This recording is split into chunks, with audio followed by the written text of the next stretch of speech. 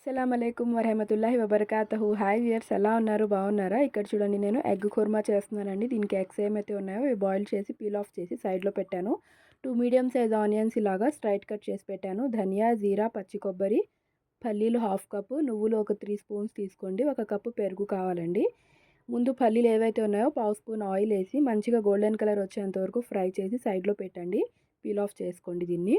ఇక్కడ అదే ప్యాన్లో నువ్వులు 3 స్పూన్స్ యాడ్ చేయండి. ధనియా, జీరా, పచ్చి కొబ్బరి యాడ్ చేసి గోల్డెన్ కలర్ వచ్చేంత వరకు జాగ్రత్తగా మంచిగా ఫ్రై చేసుకోండి.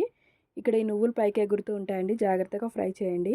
ఇప్పుడు ఇవి అన్నీ తీసేసినాక ఒక 1/2 స్పూన్ ఆయిల్ వేసి అందులో ఈ ఆనియన్స్ ఏదైతే ఉన్నాయో మనం స్ట్రైట్ కట్ చేసి పెట్టుకుని అవి కూడా కొంచెం మంచిగా ఫ్రై చేసుకొని ఈ మొత్తాన్ని నార్మల్ టెంపరేచర్ వచ్చిన దాకా మిక్సీ పట్టి మంచిగా ఫైన్ పేస్ట్ చేసి సైడ్లో పెట్టండి. ఇప్పుడు ఒక కడాయిలో 2 స్పూన్స్ ఆయిల్ వేసి ఎగ్, పసుపు వేసి మంచిగా ఫ్రై అవ్వనివ్వండి. మీతో ఒక చిన్న విషయం షేర్ చేయాలనుకుంటున్నానండి. నా దాకా డైరెక్ట్ ఆర్ ఇండైరెక్ట్ ఒక మెసేజ్ వస్తున్నాయండి, కొన్ని మెసేజెస్. ఏంటంటే, నువ్వు ముస్లిం అయ్యుండి తెలుగులో వాయిస్ ఓవర్ ఇవ్వడం ఏంటి అని అడుగుతున్నారండి.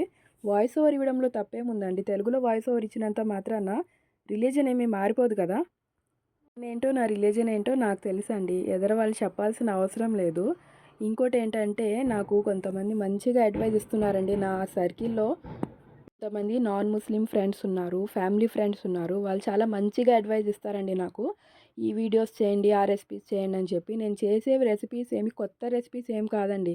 వాళ్ళ ఇళ్ళల్లో కూడా మీరు చేసుకునే రెసిపీసే చేస్తానండి. ఏంటంటే ఒక్కొక్కరి ఇంట్లో ఒక్కొక్క విధంగా చేస్తారు కాబట్టి మీ ఇంట్లో ఏ విధంగా అయితే ఏ స్టైల్లో అయితే చేస్తారో ఆ రెసిపీస్ అప్లోడ్ చేయమని అడుగుతారండి. నేను దాని గురించి మా స్టైల్లో నేను రెసిపీస్ అప్లోడ్ చేసి ఇక్కడ ప్రజెంట్ చేస్తానండి మీకు. సో వాళ్ళు ప్రతిదీ వీడియో చూస్తారండి, పాపం చూస్తారు, లైక్ చేస్తారు, షేర్ చేస్తారు, కామెంట్ చేస్తారు. సో వాళ్ళు అడిగారు కాబట్టి నేను వాళ్ళ కోసం తెలుగులో వాయిస్ ఓవర్ ఇస్తున్నానండి. నాకు ఎవరైతే ఫ్రీగా అడ్వైజ్ ఇచ్చారు కదా, ఇప్పుడు తెలుగులో వాయిస్ ఓవర్ ఇవ్వడం ఏంటి ముస్లిం అయ్యుండి అని చెప్పి, వాళ్ళకి తెలుగు మంచిగా అర్థమవుతుందండి. అయినా ఒక్కటి కామెంట్ చేయరు, ఒక లైక్ చేయరు, ఒక షేర్ చేయరు. ఈ ఫ్రీగా అడ్వైజెస్ మట్టికి ఇస్తారు. సో ఇక్కడ ఎవరేమనుకున్నా సరే, నా ఫ్యామిలీ సపోర్ట్ ఉన్నంత వరకు, నా ఫ్రెండ్స్ సపోర్ట్ ఉన్నంత వరకు నేను వీడియోస్ అయితే చేస్తూనే ఉంటానండి. సబర్ అనేది ఒకటి ఉంటుంది, పేషెన్సీ తీసుకొని నేను చేస్తూ ఉంటాను. నా వీడియోస్ నా ఛానల్ ఎప్పుడు క్లిక్ అవుతుందో అప్పుడే క్లిక్ అవుతాయి.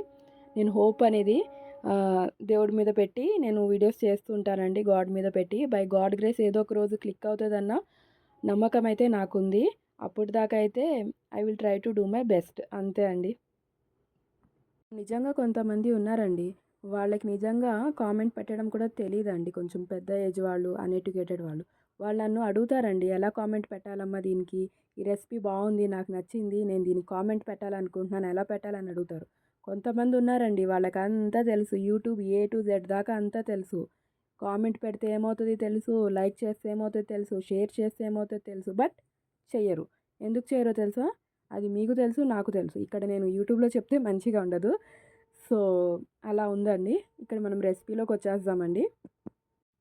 ఇక్కడ చూడండి, మనం ఆ ఎగ్స్ ఏవైతే ఉన్నాయో ఆయిల్ వేసి పసుపు వేసి మంచిగా ఫ్రై చేసి బాయిల్డ్ ఎగ్స్ని సైడ్లో పెట్టుకున్నామండి. అదే ఆయిల్లో గార్లిక్ జింజర్ పేస్ట్ వేసాము. అందులో ఉప్పు, కారం, పసుపు, షాజీరా, హోల్ గరం మసాలా వేసి మంచిగా ఫ్రై చేసుకున్నామండి. అందులో మనం ఏదైతే మసాలా ఫైన్ పేస్ట్ చేసి పెట్టుకున్నామో అది కూడా యాడ్ చేయాలి. యాడ్ చేసినాక ఇందులో 1 కప్పు పెరుగు పెట్టాం కదా, ఆ పెరుగు కూడా యాడ్ చేయండి.